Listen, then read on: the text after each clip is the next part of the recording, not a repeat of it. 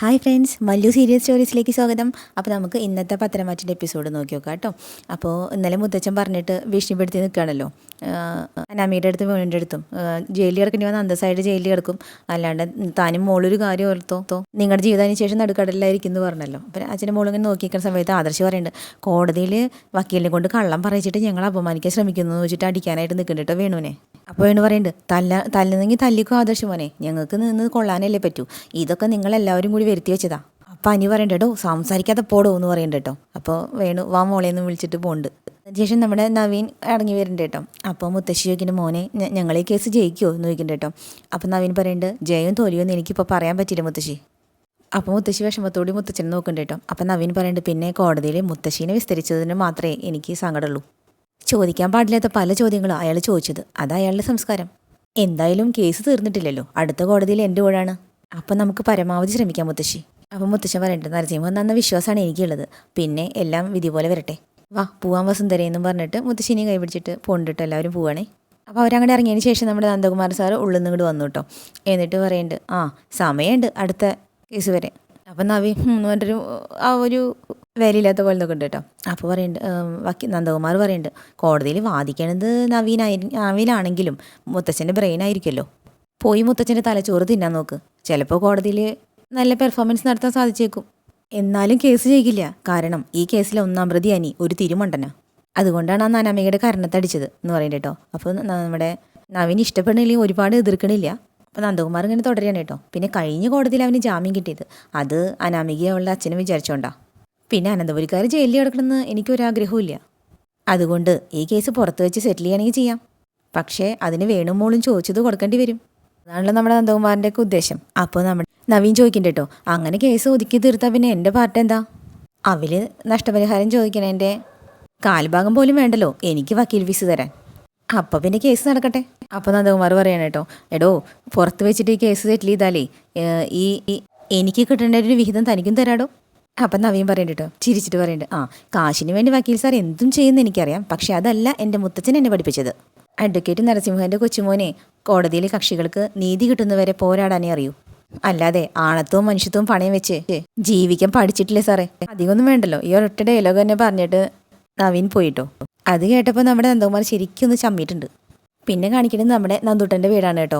അവിടെ സച്ചി അച്ഛനും അമ്മേനെ കൊണ്ടുവന്നിട്ടുണ്ട്. എന്നിട്ട് സച്ചി പറയുന്നുണ്ട് കേട്ടോ സച്ചിയുടെ അച്ഛൻ്റെ അടുത്ത് പറയുന്നുണ്ട്, എന്ത് ചെയ്യാനാച്ചാ ഈ അനി എന്ന് പറഞ്ഞൊരു പയ്യനുണ്ടല്ലോ, അവൻ തീരെ സെൻസില്ലാത്തവനാ, അല്ലെങ്കിൽ പൊതുസ്ഥലത്ത് വെച്ച് സ്വന്തം ഭാര്യയുടെ കാരണത്തടിക്കൂ.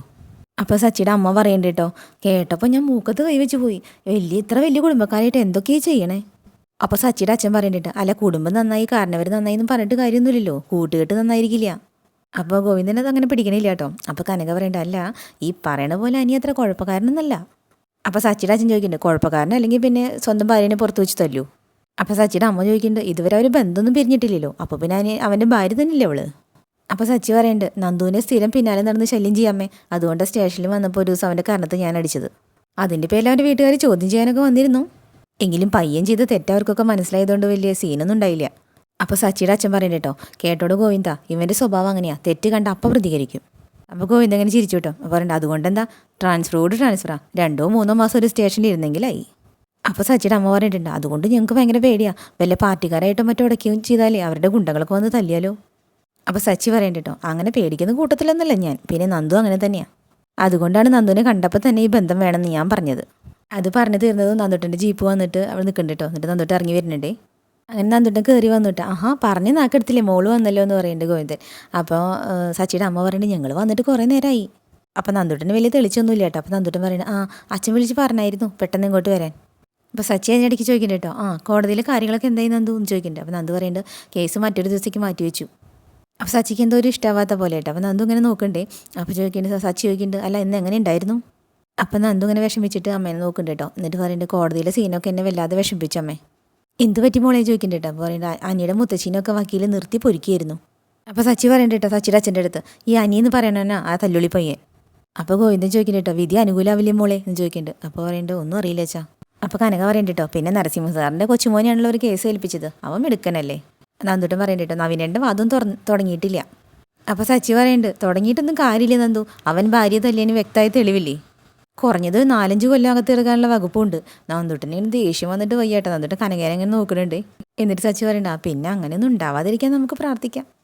അപ്പോൾ ഗോവിന്ദൻ പറയണ്ട കേട്ടോ, അനീന ആ കുടുംബത്തുള്ളവർക്കൊക്കെ ഭയങ്കര ഇഷ്ടമാണ്, അതുകൊണ്ട് അവൻ ജയിലിൽ പോകേണ്ടി വന്നാൽ കുടുംബം തകരും. അപ്പോൾ സച്ചിയുടെ അച്ഛൻ ചോദിക്കണ്ട കേട്ടോ, അങ്ങനെ പറഞ്ഞിട്ട് എന്താ കാര്യം ഗോവിന്ദ, ആ പയ്യനും അതൊക്കെ ചിന്തിക്കണ്ടേ? നമുക്കെല്ലാവർക്കും ദേഷ്യം വരും എന്ന് കരുതി പെണ്ണുങ്ങളെ നമ്മൾ ആരെങ്കിലും തല്ലൂ?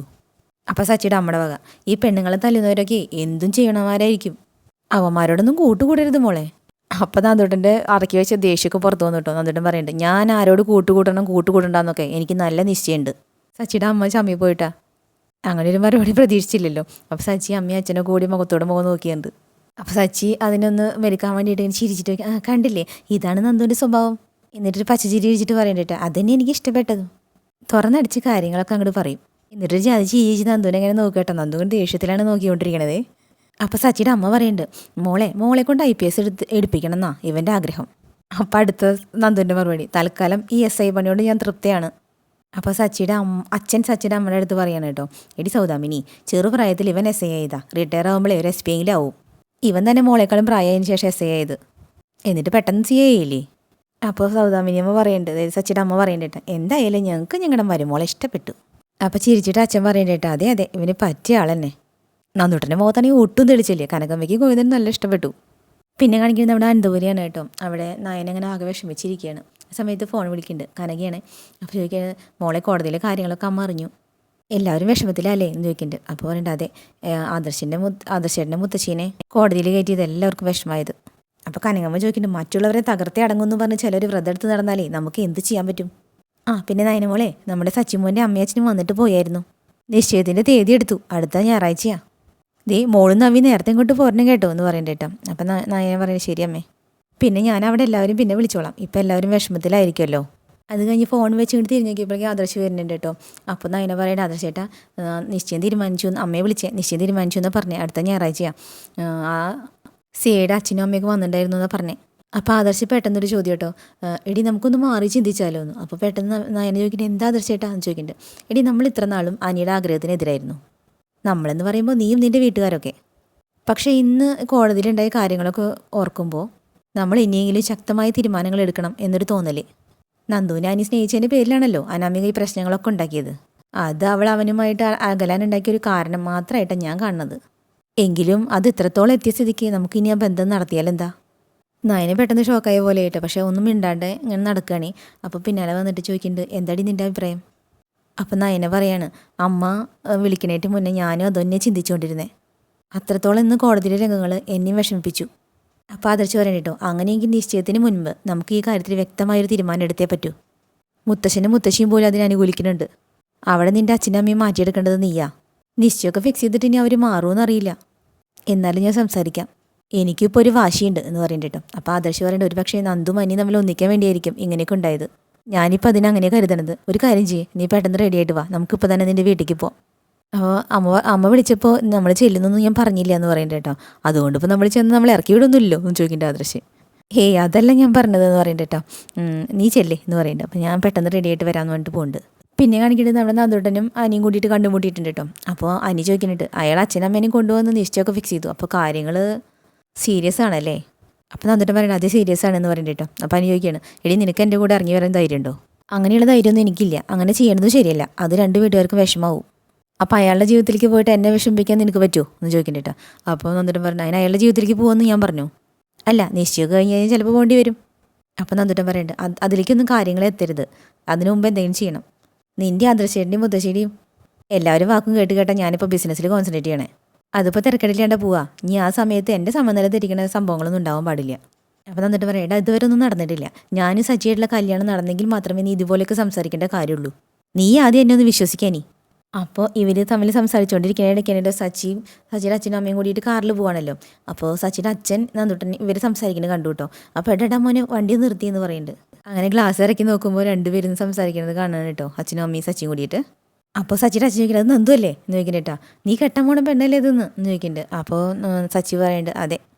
അപ്പോൾ അമ്മ പറയുന്നുണ്ട്, കൂടുതൽ പയ്യനുണ്ടല്ലോ എന്ന് പറയുന്നുണ്ട് കേട്ടോ. അതന്നെയാണ്, അവനെന്നെയാണ് ഞാൻ എൻ്റെ പാര.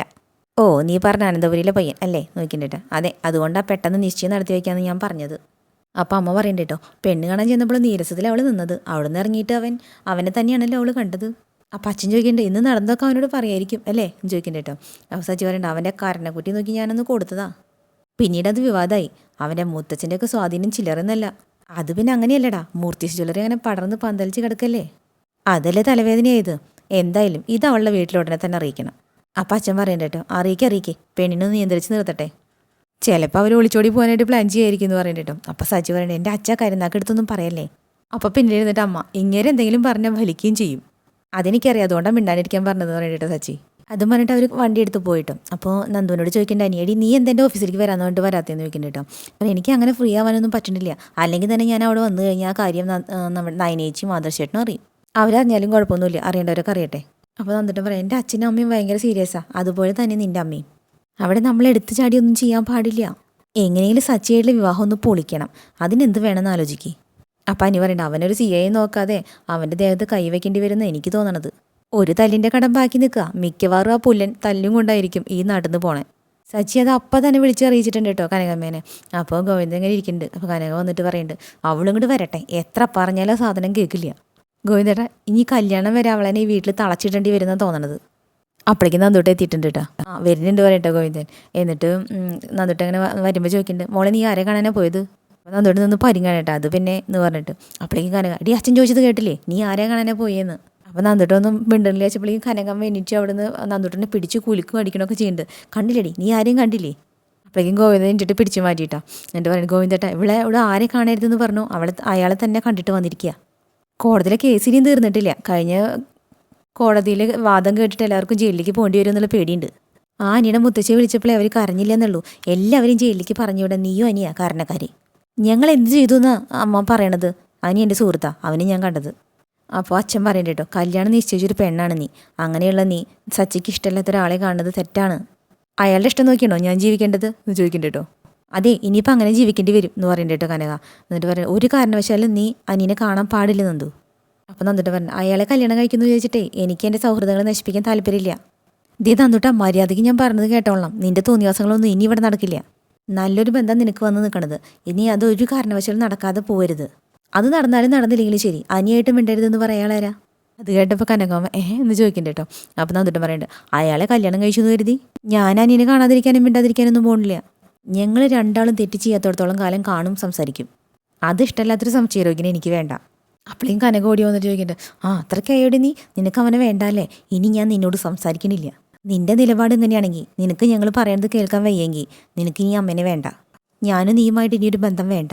ഇതോടെ നിന്റെ അമ്മ ചത്തുപോയി എന്ന് കരുതിക്കോ. അതും പറഞ്ഞ് കനകമ്മ അവിടെ നിന്ന് അകത്തേക്ക് ഓടിപ്പോയി. അപ്പം നന്ദൂട്ടിന് ആകെ വിഷമമായിട്ട് നന്ദൂട്ട് ചോദിക്കാം അച്ഛൻ എന്തൊക്കെയത്. ചെന്ന് അമ്മേനും തടയെന്ന് പറയണ്ടിട്ടോ ഗോവിന്ദൻ. മോളേന്ന് പറയുന്നുണ്ട്. അപ്പോഴേക്കും കനകമ്മ കയറി വാതിലടച്ചു കേട്ടോ. അപ്പോൾ നന്ദൂട്ടൻ വന്നിട്ട് കൊട്ടി വിളിക്കുന്നുണ്ട് അമ്മയെന്നും പറഞ്ഞിട്ട്. വാതിൽ തുറക്കുമ്പോൾ ഞാനെ വിളിക്കണേ, വാതിൽ തുറക്കുമ്പോൾ വാതിലിന് കൊട്ടി വിളിക്കണ്ടേട്ടാ. അപ്പോൾ കനകമ്മ ദേഷ്യത്തിൽ പോയിട്ട് അലമാരി തുറന്നൊരു സാരി ഷോൾ എന്തോ എടുത്ത് കൈ പിടിച്ചിട്ടുണ്ട്. ഇതും എടുത്ത് പിടിച്ചിട്ട് കനകമ്മ മുകളിലേക്ക് ഫാനെ നോക്കി നിൽക്കുന്നുണ്ട് കേട്ടോ. അങ്ങനെ നോക്കി നിൽക്കുന്ന കനകമ്മയെ കാണിച്ചിട്ടാണ് കേട്ടോ ഇന്നത്തെ നമ്മുടെ പത്രമായിട്ട് അവസാനിപ്പിച്ചിട്ടുള്ളത്. അപ്പോൾ നാളത്തെ എപ്പിസോഡായിട്ട് നാളെ വീണ്ടും വരാം കേട്ടോ.